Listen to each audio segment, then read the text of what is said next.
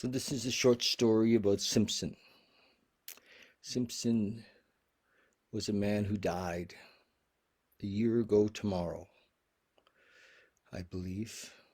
And a bit of a sad story, really. Simpson was a young man in his 30s.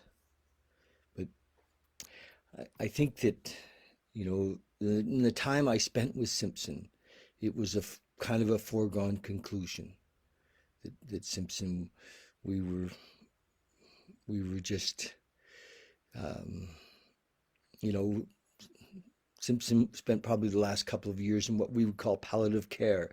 We were just kind of trying to soften the blow for him. Simpson, when I think of him, he was such a, like many of us, alcoholics and addicts, we were, angry adolescents, angry adolescents in adult bodies, you know, angry children in adult bodies, trying to get our way. And, you know, the plight of the alcoholic and the addict. Angry adolescence. Not knowing, thinking we know, and not knowing. Trying to figure it out, but not knowing where to look. Angry at religion. Angry at mom and dad. Angry at life. Angry adolescence. The plight of the alcoholic. So Simpson, you know, flirted around with spirituality. We pointed that direction to him. We'd said, "This is the way, Simpson. This is how we can get out of this." And that's the way we point for many. We say, "Well, this is the way out, through spirituality, through having a spiritual experience, a conscious contact." But he couldn't find it. And many don't. It's a bit hopeless. Um, I lost one just this week. I don't know that he's dead yet, but the numbers aren't good for the alcoholic and the addict. They're not good. Yes, there's many of us that have recovered, but and found a way, but many, many, many, many, many, many more that don't. And so what do we do with the angry adolescent in the adult body that's killing themselves with drugs and alcohol? What do we do? Love them, but society judges them. It's hard. Society puts them in jail, and our family ostracize us because they don't know what to do.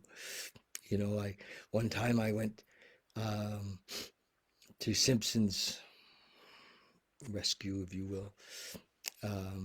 I don't know how I got involved that day, but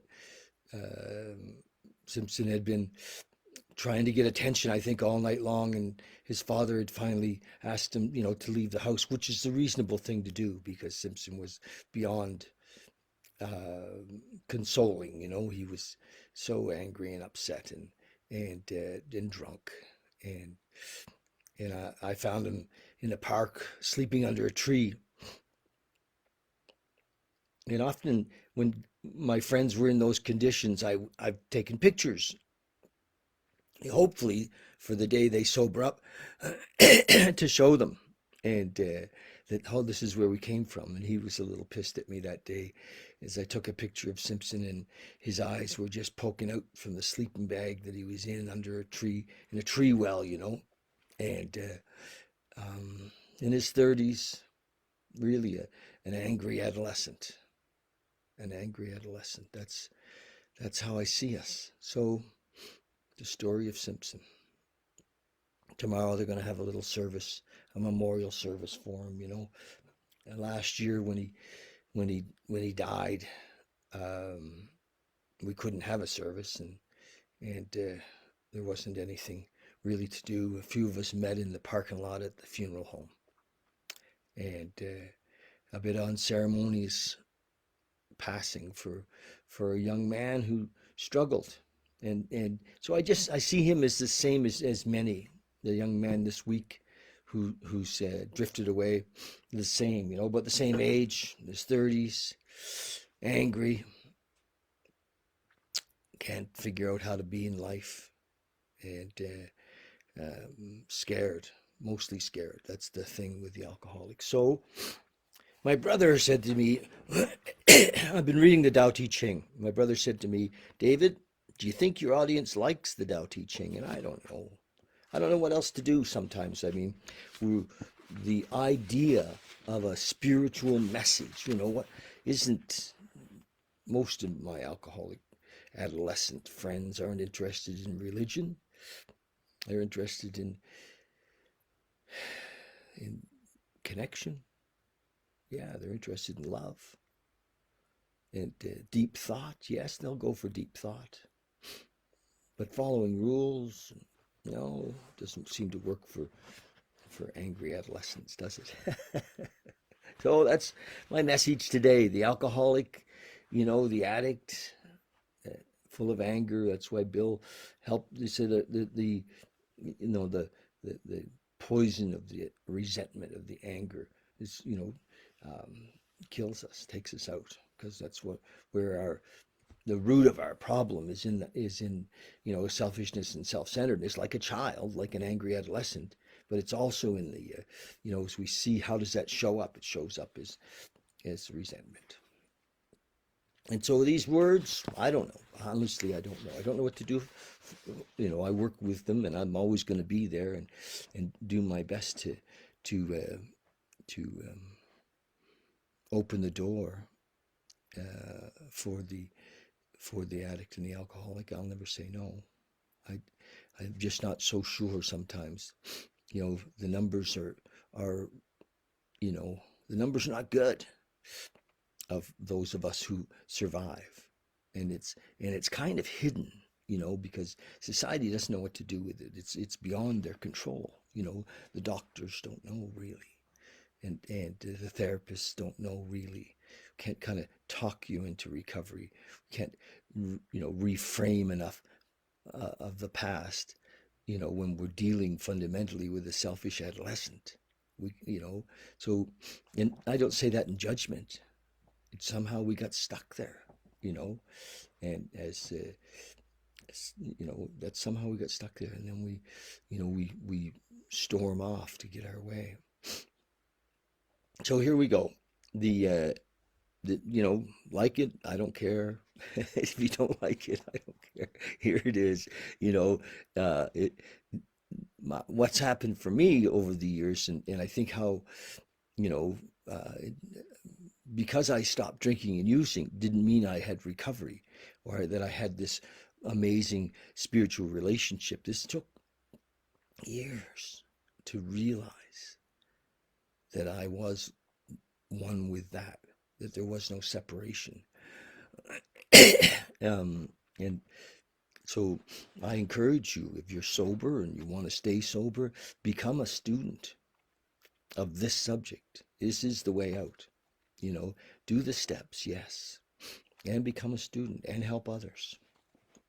Okay, the supreme good is like water. This is chapter 8, by the way, and it's only 3 paragraphs. The supreme good is like water, which nourishes all things without trying to. It is content. It is content with the low places that people disdain. Thus, it is like the Tao. It is content with the low places that people disdain. Thus, it is like the Tao. In dwelling, live close to the ground. In thinking, keep to the simple. In conflict, be fair and generous. In governing, don't try to control. In work, do what you enjoy. In family life, be completely present. When you are content to be simply yourself and don't compare or compete, everybody will respect you. Don't compare or compete. Good tips. the Tao, the Tao-te-ching, Stephen Mitchell. And my message today is for Simpson and his family. Love them, you know, not an easy thing when our, our kids die from this disease. And my friend Tyler and I were talking about yesterday that, there is such a, must be millions of parents that are living in fear every day of getting that phone call that their son or their daughter didn't make it and committed suicide or had an overdose. And what do you do with the angry adolescent? You can't really feed that, and that happens. Codependency is so real in this disease of addiction and alcoholism. You know, caring mums wanting to do what they can because they feel so helpless and such guilt, imagining that they created this. Don't, you didn't. Okay. Love them, pray for them, our kids, and love them, pray for them, listen to them. Yeah. Okay. That's it. Love you.